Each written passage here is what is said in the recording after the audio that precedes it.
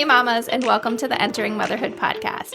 I'm your host, Sarah Marie Bilger, a wife, mom of two, VBAC mama, and doula. Join us every episode to learn from professionals, special guests, and moms just like you, ensuring that you know what you need to know and discover things that you didn't know before. I believe in you. Let's doula this, and let's navigate the transition of entering motherhood together.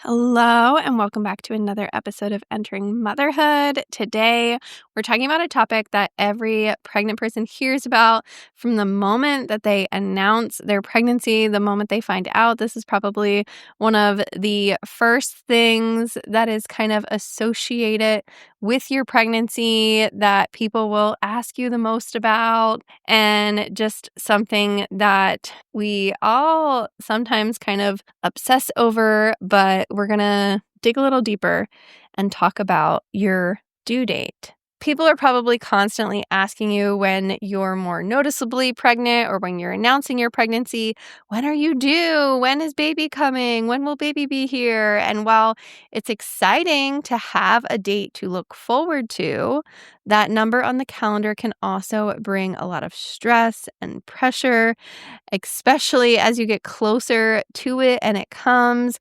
Sometimes we're waiting for a certain date or week that we've progressed to, and it's all based on this due date. How much longer do we have?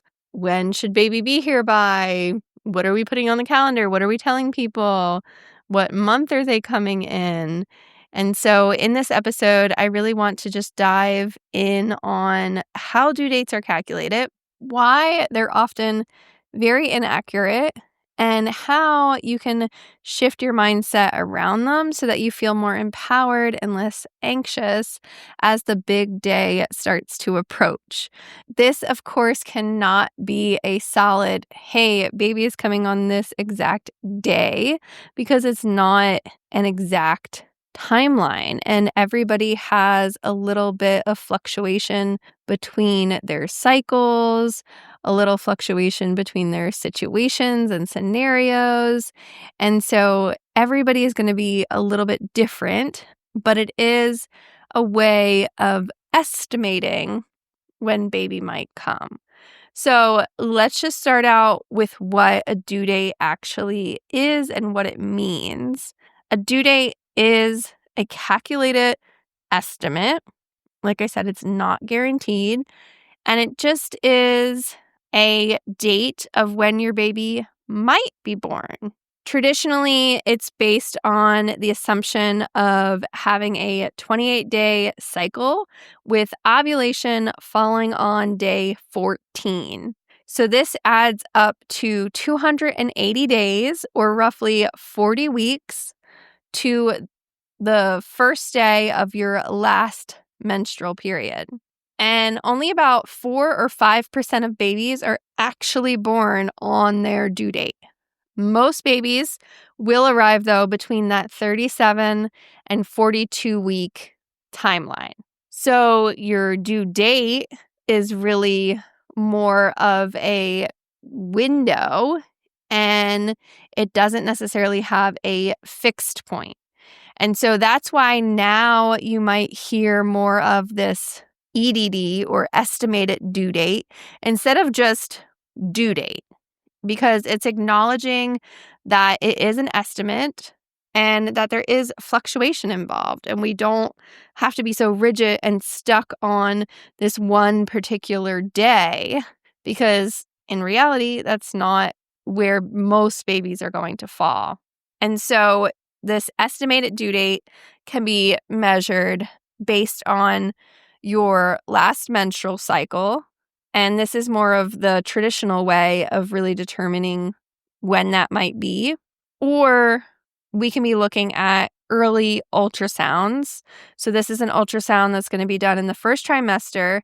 And typically measurements of the baby are often used to estimate their gestational age.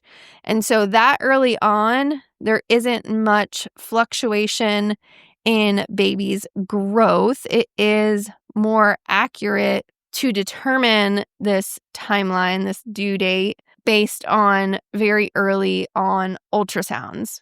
And then also, if you know the exact date of conception and you know maybe you were tracking your ovulation and things like that, or maybe you went through IVF, there might be a little bit more accuracy in when this timeline is, if you've been tracking your cycles, things like that. So your provider may be able to use that information as well to get a little bit more of an accurate due date. But even with all of these tools, there's absolutely variation, and babies grow at different rates. Cycles are absolutely different and not always that 28 days. And so there can be a lot of variation when it comes to determining or really trying to nail down what that due date looks like and when that is. And one of the biggest challenges with due dates is really this expectation versus reality. People around you might start texting you constantly once you start hitting this due date, or, friends and family are just like, is baby here yet? What's going on? When are you having the baby? You're not responding fast enough. Are you in labor? What's going on?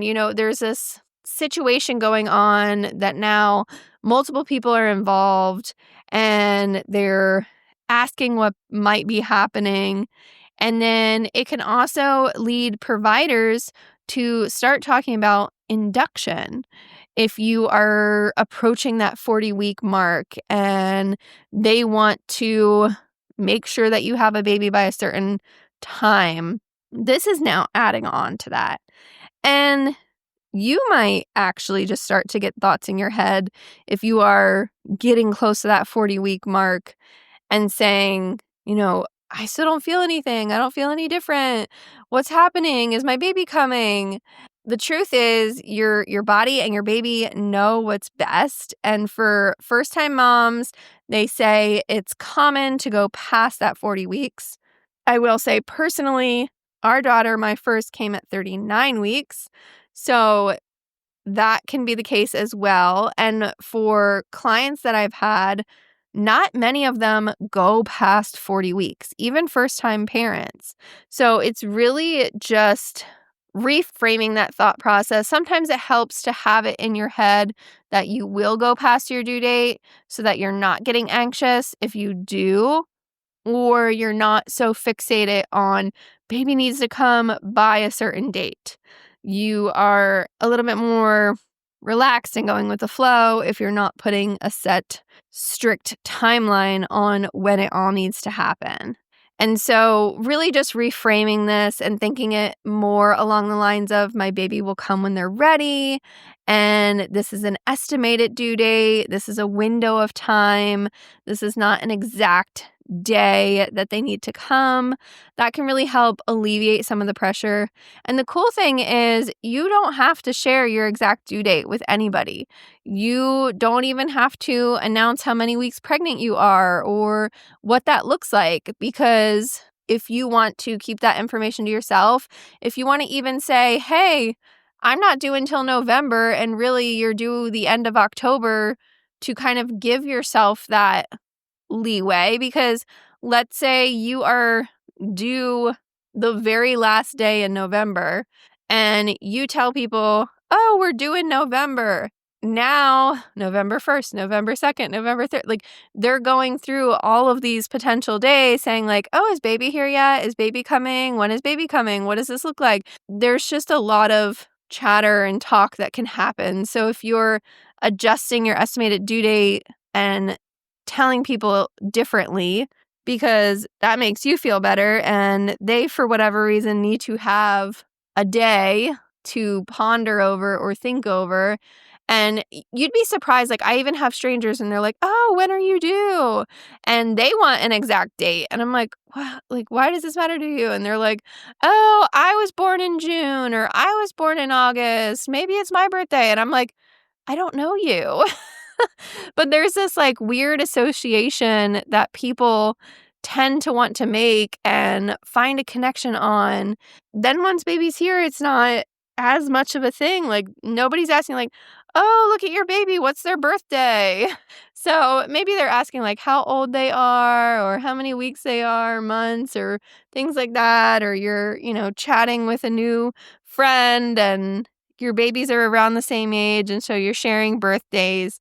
This obsession and this circulation with due dates is really just amazing to hear and have, because if you think prior to tracking things as much as we do now, having pregnancy tests, having ultrasounds, this wasn't something that was possible before. And so really thinking of it in that sense too, some people didn't know that they were pregnant until maybe after they had missed a period. And so they can make an estimation of, how long ago that had been, or maybe they start feeling movement. And so they understand that they're pregnant. But it can also be something like you don't have a regular period and you miss one here or there. And so it's not uncommon for you to miss one. And then all of a sudden you're a couple months in and you find out that you're pregnant. So it's harder to track when that might be. You might be breastfeeding and not be getting a period yet, and you find yourself pregnant again. And so you don't have a cycle to track. You don't have a way of knowing when it might have happened. So really just keeping that in mind and understanding that this is literally just an estimate and something that you can utilize if you want. And so some more holistic ways to approach your due date might be thinking of it in weeks, not necessarily days. So focusing on one date might be a little bit much, but like I said, like maybe just choosing a month or a due date window and keeping that approach, planning some kind of self-care around that time, maybe going and getting a massage, planning a date night, doing some walks outside, resting more, nourishing yourself, really just being gentle around this time period, communicating with friends and family and letting them know that you'll update them when baby arrives or when you want to update them, but letting them know that you don't necessarily appreciate the any news yet, is baby here yet texts or phone calls or things like that. And just putting that first and saying, I'll notify you if anything changes, or I'll let you know if baby's here. And then just staying informed about your options. Like I said, if providers are suggesting inductions, just know about your risks and your benefits and why they might be suggesting that. And know that you have options and know that you get a say in this. And if you're feeling good, if you're healthy, if baby's healthy, if you're just moving along and everything's going good, then that shouldn't really dictate how many weeks you are or what that looks like. Fun fact here, in France, the standard pregnancy length is actually considered 41 weeks, not 40 weeks like it is here in the United States. So culturally, things can change too. And there can be less pressure to induce or just the way things are framed around that timeline. So I guess specifically, I'm associating this with United States guidelines, what's typically done here culturally, and what that looks like. But just remember, these are estimates, not specific deadlines or hard set dates. And only about 1 in 20 babies are actually born on their due date. So like I said, my daughter, she was born around 39 weeks. Our son was pretty much right around that 40-week mark. He was technically, I guess, 39 and 6. But every baby's different. Every pregnancy is different. And sometimes they say that it can be based on the gestational ages that your mother had you, things like that. But roughly, we're looking at a window between 37 and 42 weeks. And that's absolutely normal. And so the best thing that you can do is just prepare your body and your mind and your environment And let babies pick their day. Let babies pick their birthday. Let babies decide when they're coming. Really just fall into that and relax into that. So I hope that this episode has helped you feel more relaxed and empowered about your estimated due date. And if you're heading into your last trimester like me, just take a deep breath, release the calendar pressure, and trust that your baby and your body know when it's time.